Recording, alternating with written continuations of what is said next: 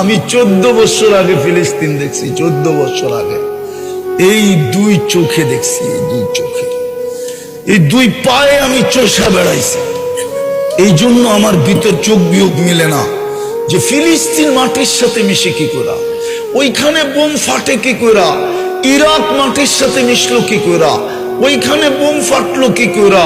ফিলিস্তিনে তো ইব্রাহিম খলিল ঘুমাইতেছে ওয়াদিয়ে খলিলে, আরেক দিকে যদি তাকাই তো মুসা আলাইহিস সালাম ঘুমাইতেছে কসিবে আহমারে।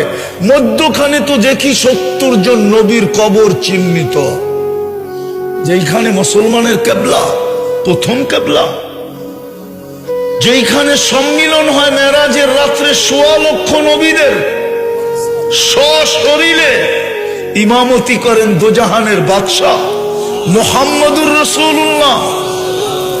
প্রশংসা শুনান আল্লাহর, ওইখান থেকে টেকআপ করেন আরশে।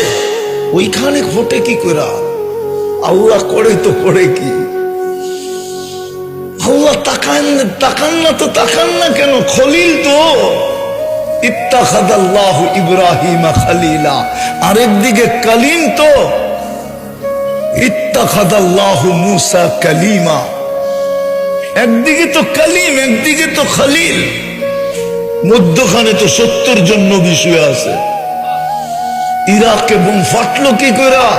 তাকাইয়া যদি দেখি তো দেখি পিরানে পীর ঘুমাইতেছে, আরেকদিকে যদি দেখি তো শেরে খোদা আলী ঘুমাইতেছে, আরেকদিকে যদি দেখি তো কলিজার টুকরা হোসাইন ঘুমাইতেছে, আরেকদিকে যদি তাকাই তো ইমামে আজম আবু হানিফা ঘুমাইতেছে, আরেকদিকে যদি তাকাই তো 10 থেকে 12,000 সাহাবা ঘুমাইতেছে, আরেকদিকে যদি তাকাই তো দানিয়াল আলাইহিস সালাম ঘুমাইতেছে।